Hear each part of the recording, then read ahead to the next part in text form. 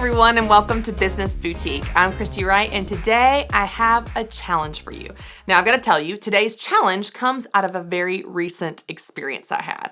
So my husband and I, every single spring, go on a little extended weekend vacation. We typically go to Florida, somewhere easy to get to, where we can just feel the warm sun on our face. So leading up to this trip from this last spring, my husband and I planned our trip. We looked at all the hotel options, really kind of figured out what kind of experience we wanted to have.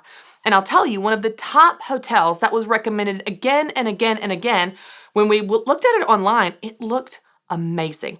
It had this beautiful infinity pool overlooking the ocean, walked right out to the beach. They had oceanfront rooms where you could literally have a balcony overhanging the ocean. And y'all, I gotta tell you, I love the beach. I don't know who doesn't love the beach, but I just love getting away with my toes in the sand, the sound of the ocean that just seems to not only wash over you, but just wash all the worries away.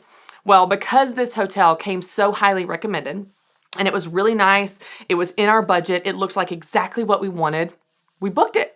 We were so excited. The pictures were stunning. This place was incredible. Well, we get there, we fly down, get to Fort Lauderdale, drive to the hotel, and we pull in, and I was really confused because this hotel was not on the ocean. It was on a street. Now, the street led to the ocean, but the hotel was not on the ocean. And I'm mystified as we get there because every single photo I saw was this hotel on the ocean. The balconies were over the ocean. The pool was over the ocean. So how they managed to manipulate the photos in such a way that this very busy street was somehow non-existent was amazing to me.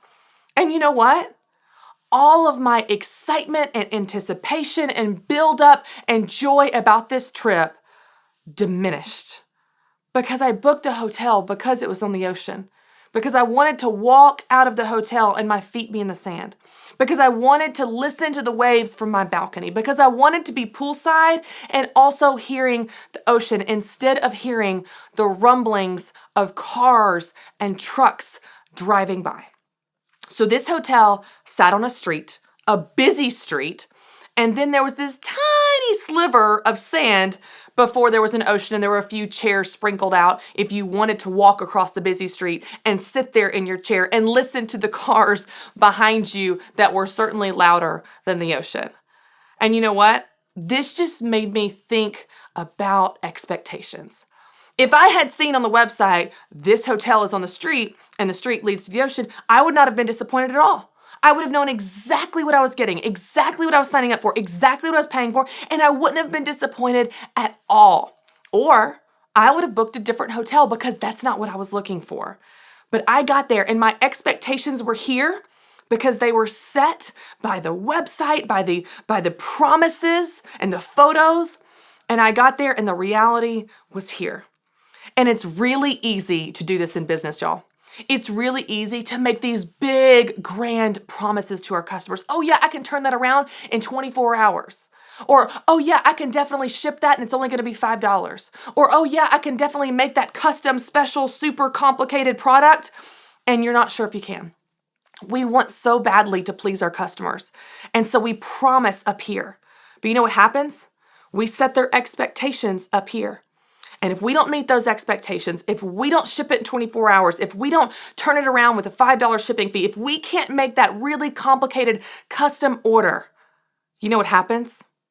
They're disappointed. Because we promised up here, but we delivered down here.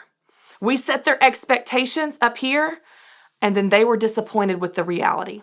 It was a $15 shipping charge, or it didn't get turned around in 24 hours, it was 2 days. Or we couldn't quite come through on that custom order. You know, when we overpromise and underdeliver, it leads to disappointment. So I want you to do something different. I want you to underpromise and overdeliver. Now, I'm not saying sandbag it and say, I don't know if we can ever ship it, and the shipping fee may be actually $75. You're not trying to do that. You're not trying to scare business away. But be incredibly realistic. Be incredibly conservative with your quotes on prices or timelines or capabilities. Be conservative about what you know you can do and then blow them away. And then exceed their expectations. Underpromise and overdeliver. Tell them you're gonna meet them here and then meet them up here. You always want the reality you deliver to exceed the expectations that you set. And I promise you, when you do this, you will have a much happier customer and a repeat customer.